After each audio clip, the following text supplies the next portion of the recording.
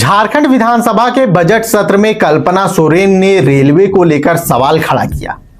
कल्पना सोरेन ने पूछा कि जब झारखंड के धनबाद और चक्रधरपुर रेलवे स्टेशनों से सबसे ज्यादा रेवेन्यू जाती है तो झारखंड के लोगों को रेलवे में वो सुविधाएं क्यों नहीं मिल पा रही, यात्री सुविधाओं का ध्यान क्यों नहीं रखा जा रहा। इसके साथ ही ओवरब्रिज और अंडरब्रिज के निर्माण कार्य में देरी क्यों हो रही है। इस मामले पर मंत्री सुदीप कुमार ने जवाब भी दिया। उन्हें जवाब दिया कि चूंकि बहुत सारे टेक्निकल फैक्ट्स भी उन्होंने बताए और उन्होंने अपनी बात रखी, लेकिन कल्पना सोरेन जिस तरीके से रेलवे को लेकर आज सवाल कर रही थी उसमें यह सवाल राज्य सरकार से कम और केंद्र सरकार से ज्यादा लगा। के साथ संकलन सूची से ये स्पष्ट हो रहा है कि जहां रेलवे और राज्य सरकार का 50-50% का शेयरिंग होता है, जिसके आधार पर आरओबी और आरयूबी का निर्माण किया जाता है। रेलवे का 50% होता है कि सिविल कंस्ट्रक्शन होता है, राज्य का 50% होता है कि वो उस जगह के लिए अप्रोच रोड देना, लैंड एक्विजिशन देना, जिसमें जो समय लगता है और जो उनकी ये आपकी बजट लगती है वो करीब 50% से बढ़ कर के वो 60% हो जाता है। तो ये मेरा माननीय मंत्री जी से सवाल है कि क्या डिपॉजिट के आधार पर जो काम किया जा रहा है उसके एक्चुअल कॉस्ट का अगर 50% हो तो राज्य सरकार के ऊपर में जो एक्स्ट्रा बर्डन आ रहा है वो थोड़ा कम हो सकता है। माननीय मंत्री।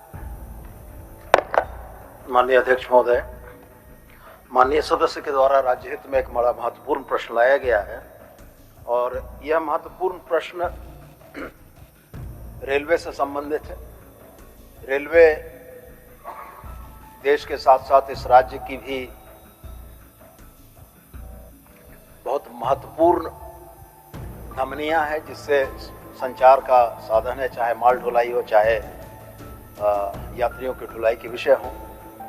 संपार फाटक लेवल क्रॉसिंग पर रेलवे की तरफ से यह प्रावधान है कि वो 50-50% के शेयर बेसिस पर आरओबीज या आरयूबीज का निर्माण कराती हैं। मान्यवर, लेकिन इसमें एक बड़ी तकनीकी विसंगति इस बात की है कि भारत सरकार का रेल मंत्रालय आरओबी या आरयूबी के निर्माण में सिविल कंस्ट्रक्शन का 50% देता है। सिविल कंस्ट्रक्शन का मतलब ये हो गया कि पुल को खड़ा करने में जो सिविल कंस्ट्रक्शन होगा उसका 50% राज्य सरकार देगी और 50% केंद्र सरकार देगा। लेकिन ये सर्वविदित है, सारे लोगों को मालूम है, राज भाई भी बैठे हुए हैं, उनका भी मामला है। सारे लोगों को मालूम है कि इसमें यूटिलिटी शिफ्टिंग के अलावे अप्रोच रोड के लिए लैंड एक्विजिशन, ये तमाम खर्चे भी समाहित होते हैं। लेकिन अभी तक व्यवहार रूप में यह होता आया है कि आरओबी आरयूबी के सिविल कंस्ट्रक्शन का 50% तो रेलवे दे देता है, लेकिन एलए यूटिलिटी शिफ्टिंग और अप्रोच रोड के निर्माण का पैसा भारत सरकार या रेल मंत्रालय से नहीं मिलता है। सामान्य तौर पर इसके दूरगामी परिणाम यह होते हैं कि लागत राशि जो है वो हमारी 50 के जगह 60-65% हो जाती है, जिसका द्रष्टव्य भी है। लेकिन चूंकि मामला भारत सरकार और रेल मंत्रालय से संबंधित है तो मैं माननीय सदस्य को इस बात के लिए आश्वस्त करूंगा कि रेलवे को इन व्यावहारिक कठिनाइयों के संबंध में विभाग की तरफ से एक पत्र दिया जाएगा। उनसे अनुरोध किया जाएगा कि आरओबी आरयूबी में वास्तविक जो 50-50% की हिस्सेदारी है उस हिस्सेदारी को मेंटेन करना भारत सरकार और राज्य सरकार दोनों के लिए आवश्यक है। दूसरा कोई पूरा सर दो है मेरा, मैं एक और मतलब सेकंड लास्ट बोलना चाहती हूँ, क्योंकि राज्य में रेलवे के द्वारा आइडेंटिफाइड लेवल क्रॉसिंग्स होती है जो ऑलरेडी अप्रूव होती है, जिसको प्रोटेक्शन रहता है। लेकिन राज्य के अंतर्गत कहीं और भी आपकी ट्रेस पासिंग लोकेशन है। ट्रेस पासिंग लोकेशन मतलब वो होता है कि जहाँ पे फाटक का परमिशन नहीं है, लेकिन उसके आसपास रहने वाले जितने हमारे ग्रामीण लोग हैं उनके जान माल को थोड़ा असुरक्षा रहता है। तो मेरा मंत्री जी से ये अनुरोध है कि क्या कोई फिजिबल स्ट्रक्चर का अगर अप्रूवल हो जाए जिसके वजह से हमारे जो अगल बगल में ग्रामीण लोग हैं उनके जान माल की रक्षा हो सकती है, ऐसा कोई प्रावधान है क्या? माननीय मंत्री जी। माननीय सदस्य का बड़ा समीचीन प्रश्न है।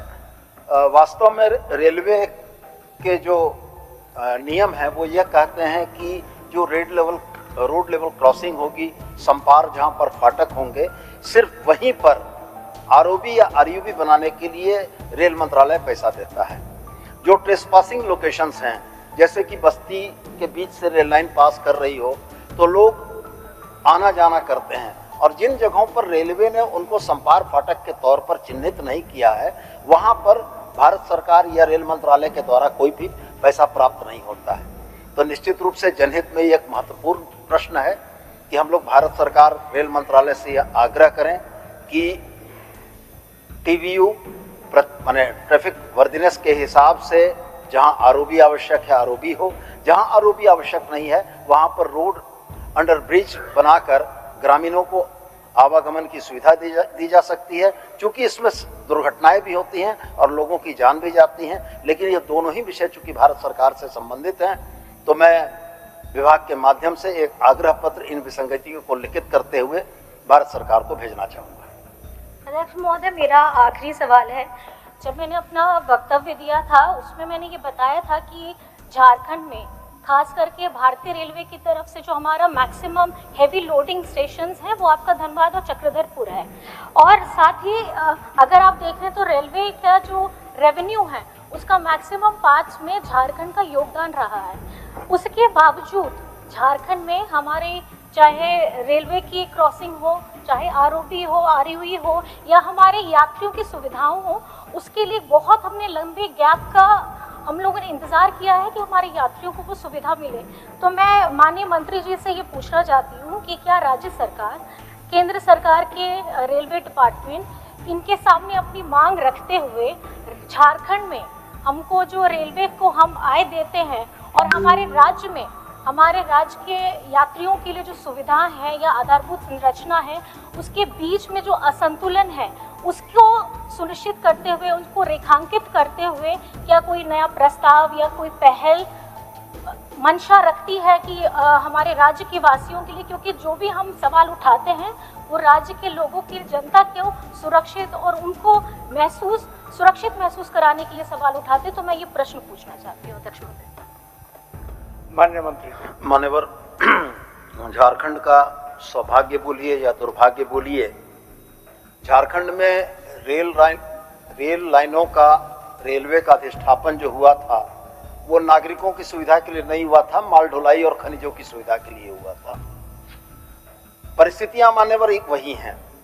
आज भी रेलवे को राजस्व के तौर पर झारखंड से मिलने वाला बहुत बड़ा पैसा है, लेकिन अगर आप रेलवे के माध्यम से झारखंड की रेल परियोजनाओं में और झारखंड की जनता की सुरक्षा के लिए खर्च किए जाने वाली राशि का अनुपात देखेंगे तो कमोबेश वही है कि झारखंड के बैंकों में ऋण जमा अनुपात के मामले गुजरात और झारखंड में बहुत ज़्यादा फर्क पड़ जाता है। माननीय सदस्य का बड़ा उचित प्रश्न है। मैं जरूर यह प्रयास करूंगा कि हम लोग भारत सरकार के रेल मंत्रालय को यह याद दिलाएं कि अगर झारखंड आपको रेलवे का इतना बड़ा रेवेन्यू देता है तो वैसी स्थिति में उस रेवेन्यू का एक समुचित हिस्सा झारखंड के लोगों की बेहतरी के लिए, चाहे वो रेल सुविधाओं के विकास के मामले हों, चाहे सुरक्षा के मामले हों, चाहे हमारे स्टेशंस के मामले हों, चाहे हमें यात्री गाड़ियां चलाने अधिकाधिक मिलने के मामले हों, उस पर खर्च किया जाना चाहिए। यह आग्रह हम लोग जरूर करना चाहेंगे। खबर का मतलब बवाल न्यूज, हमारे चैनल को सब्सक्राइब जरूर करें।